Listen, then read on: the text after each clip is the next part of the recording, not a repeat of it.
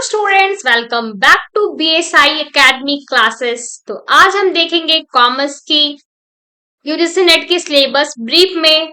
उससे पहले मैं बताना चाहूंगी, अभी बीएसआई एकेडमी पे UGC NET commerce and SET UGC NET SET की कोर्सेज चल रही है। तो आप जाके व्हाट्सएप पे कॉल कर सकते हो या नीचे डिस्क्रिप्शन में लिंक दिया हुआ है, वहां पे जाके आप क्वेरी कर सकते हो। चलिए आज का सेशन स्टार्ट करते हैं विदाउट फर्दर डिले। तो हमारा आज का सिलेबस है कॉमर्स का। जैसे कि 10 यूनिट्स होते हैं पेपर 1 में, वैसे ही पेपर 2 में भी 10 यूनिट्स होता है। ठीक है, कॉमर्स में 10 यूनिट्स कौन कौन से हैं, चलिए स्टार्ट करते हैं आज का सेशन। यूनिट्स 1 है हमारा business environment and international business. ठीक है, business environment and international business important topic है, बट इंटरनेशनल बिजनेस से ज्यादा क्वेश्चन आती है, तो उसे आपको ध्यान देना है कि इंटरनेशनल बिजनेस पे हमें पीवाईक्यूज एनालाइज करना होगा, क्योंकि इंटरनेशनल बिजनेस से हमारा 10 to 12 क्वेश्चन आता है। यूनिट 2 में अकाउंटिंग ऑडिटिंग है। यूनिट 3 है हमारा बिजनेस इकोनॉमिक्स। यूनिट 4 है हमारा business finance.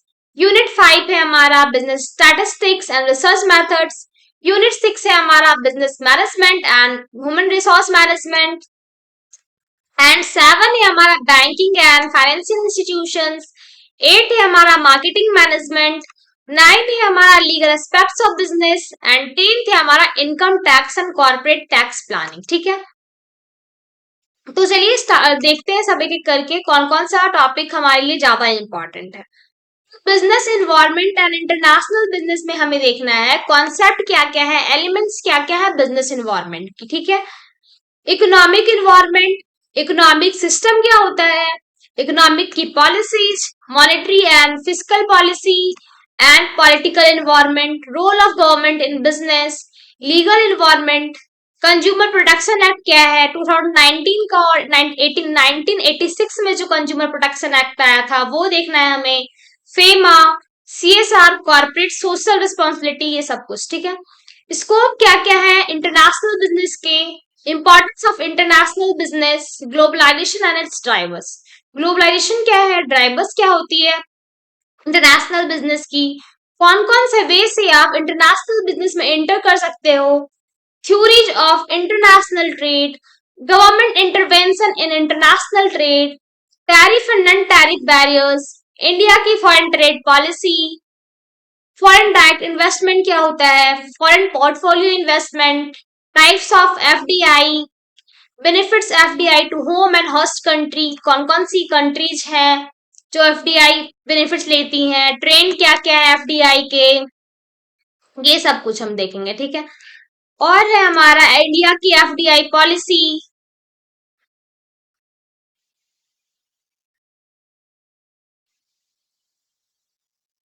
Balance of payment, importance and components of balance of payment, regional economic integration, regional economic, level of economic integration, trade creation क्या होती है, एशियन, सार्क, नाफ्ता, इसके full forms आते हैं हमारे, इसके हेडक्वार्टर्स कहाँ पे हैं वो हम देखते हैं, इकोनॉमिक की international economic institutions, IMF, World Bank होता क्या है, अंकटाड क्या है, उसके establishment year, World Trade Organisation, funds and उसके objectives of WTO, agriculture agreements, GATS, TRIPS and TRIMS.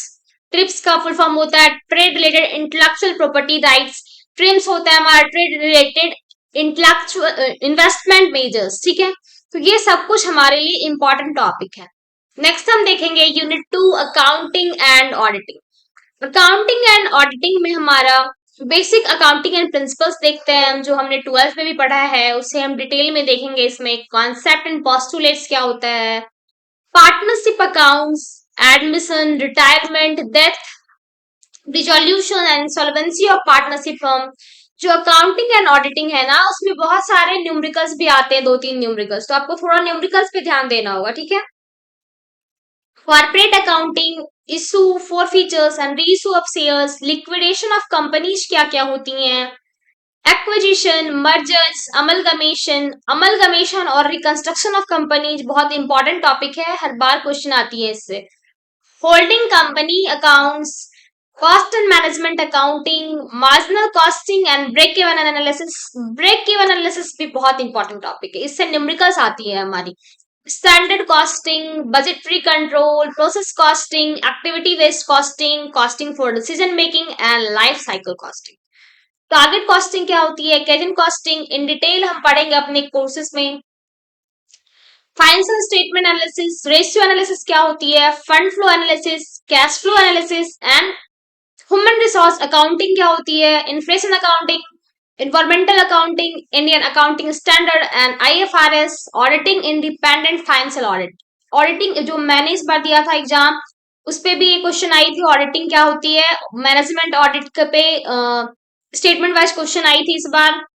Vouching पे आया था क्वेश्चन, वेरिफिकेशन पे आई थी क्वेश्चन। तो ये जो टॉपिक है ये बहुत इंपॉर्टेंट टॉपिक है, auditing and recent trends in auditing, मतलब management audit and energy audit. ठीक है, ये सारे अकाउंटिंग एंड ऑडिटिंग के टॉपिक्स थे। अब हम देखेंगे बिजनेस इकोनॉमिक्स, जो हमारा थर्ड यूनिट है।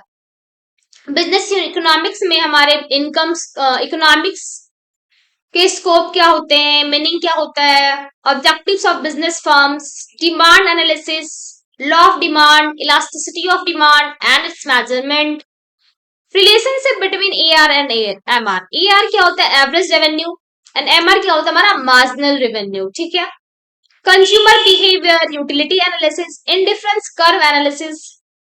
नेक्स्ट पॉइंट है हमारा law of variable proportions, law of return to scale, जो हमने पढ़ा है ट्वेल्थ में, उसको हमें डिटेल में पढ़ना होगा यूजीसी नेट में थोड़ा। ठीक है, इन डेप्थ।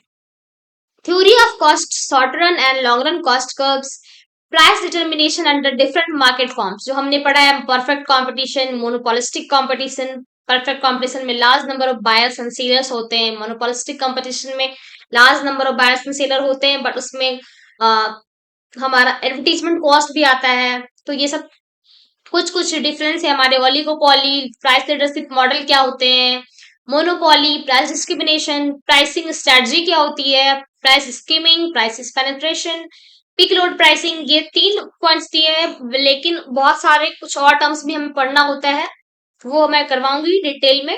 ठीक है, नेक्स्ट है हमारा बिजनेस फाइनेंस, हमारा फोर्थ यूनिट है। Scope and sources of finance, lease financing, cost of capital, time value of money, capital structure, capital budgeting decisions, conventional and scientific techniques of capital budgeting analysis। Fourth point है हमारा working capital management, dividend decisions, theories and policies क्या होती हैं, risk and return analysis, asset securitisation, international monetary system, foreign exchange market, exchange rate risk, hedging techniques. International financial market क्या होता है, कौन कौन सी करेंसी होती है हमारी, GDR, ADR.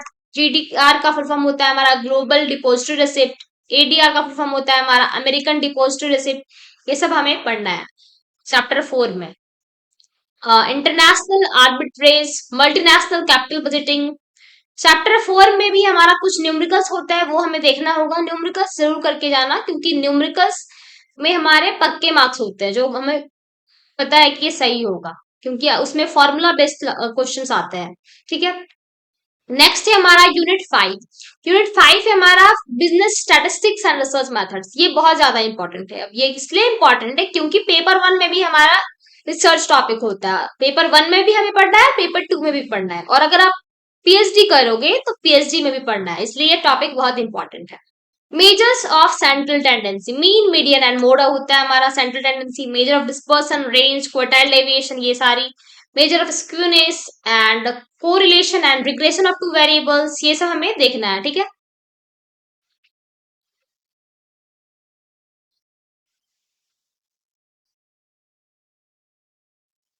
Correlation, regression of two variables, probability, approach to probability, इसके formula आते हैं हमारे बायस थ्योरम के, probability distribution, binomial, Poisson and normal distributions.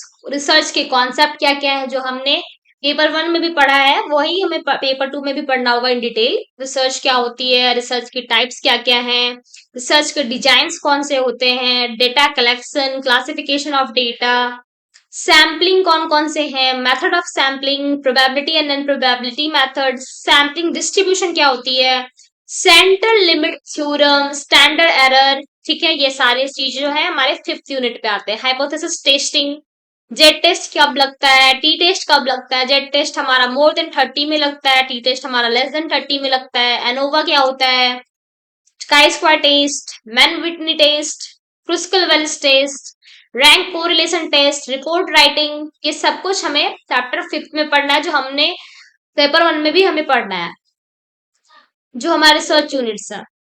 Unit 6 है हमारा business management and human resource management.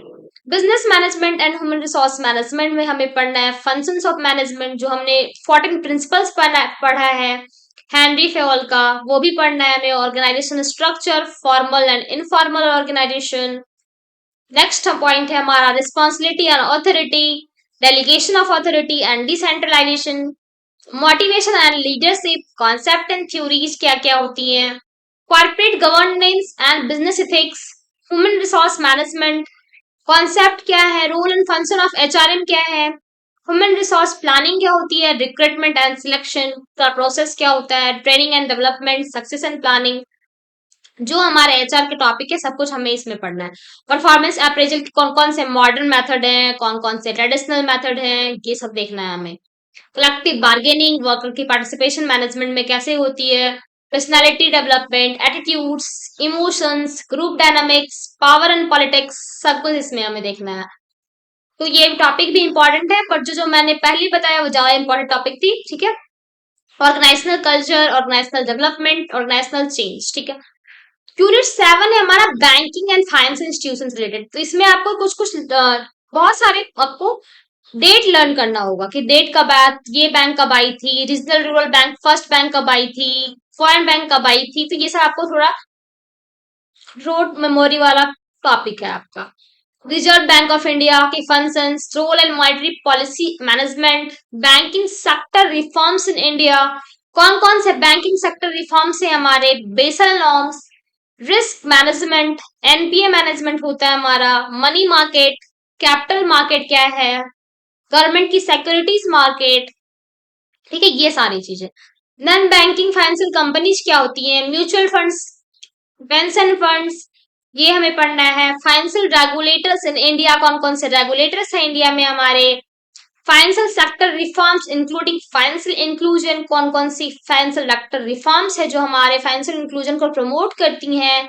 Digitisation of banking, बहुत सारी हमारी बैंकिंग में डिजिटाइजेशन हुई है, जैसे कि यूपीआई आई है, अब हम कैश ट्रांजेक्शन बहुत कम करने लगे हैं। तो कौन कौन सी हमारी ऐसे ऐप आए हैं उस पे भी हमारे क्वेश्चंस आते हैं। इंश्योरेंस कौन कौन से टाइप्स की होती हैं, life insurance, non life insurance कौन सी होती हैं, आईआरडीए का क्या रोल है, री इंश्योरेंस क्या होती है, ये सब कुछ हम इस टॉपिक में देखते हैं चैप्टर 7 में, बैंकिंग एंड फाइनेंशियल इंस्टीट्यूशन, ठीक है।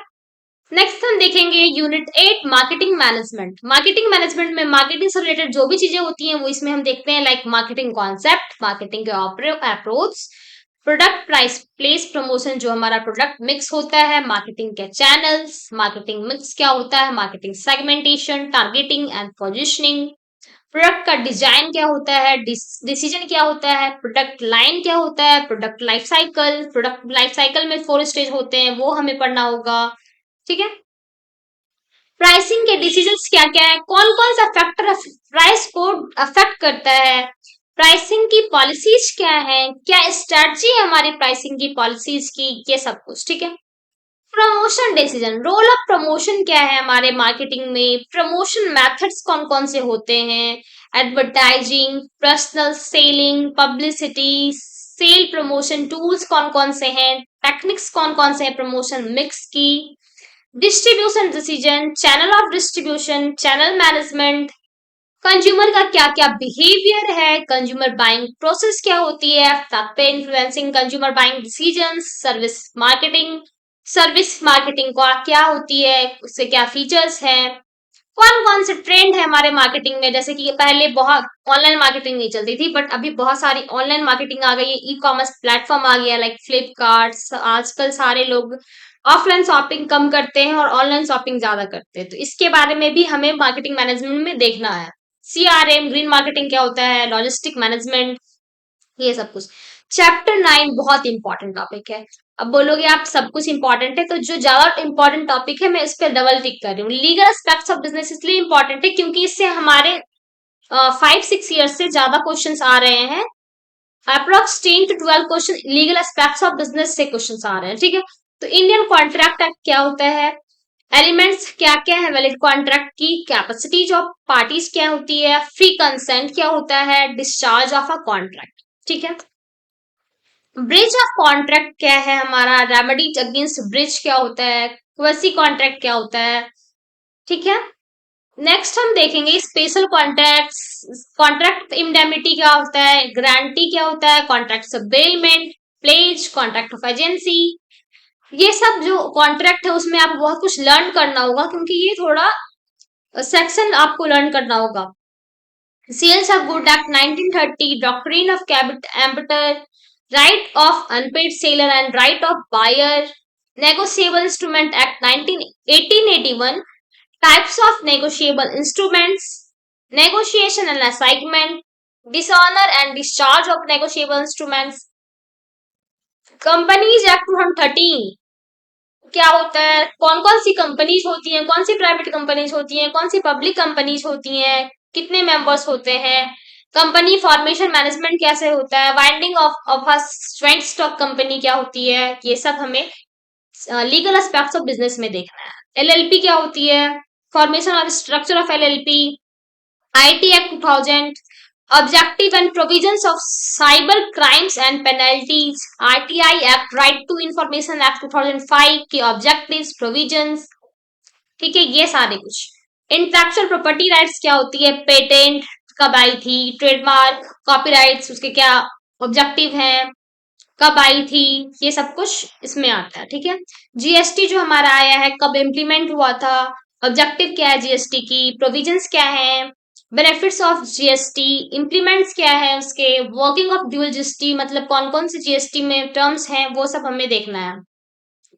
अब हमारा जो टॉपिक आता है इनकम टैक्स, जो जिसमें हमें बहुत ज्यादा लर्न करना होगा, मतलब इसमें बहुत सारे सेक्शंस होते हैं वो आपको लर्न करना होगा।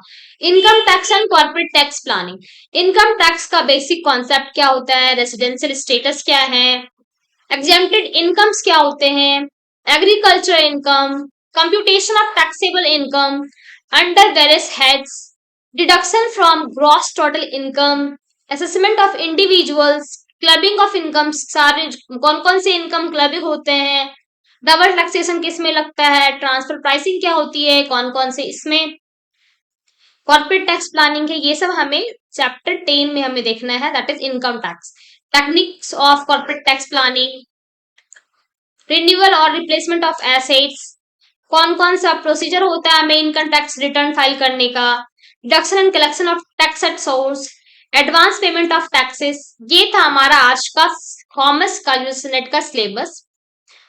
आई होप आपको अच्छा लगा वो वीडियो, तो लाइक कर देना। Thank you so much.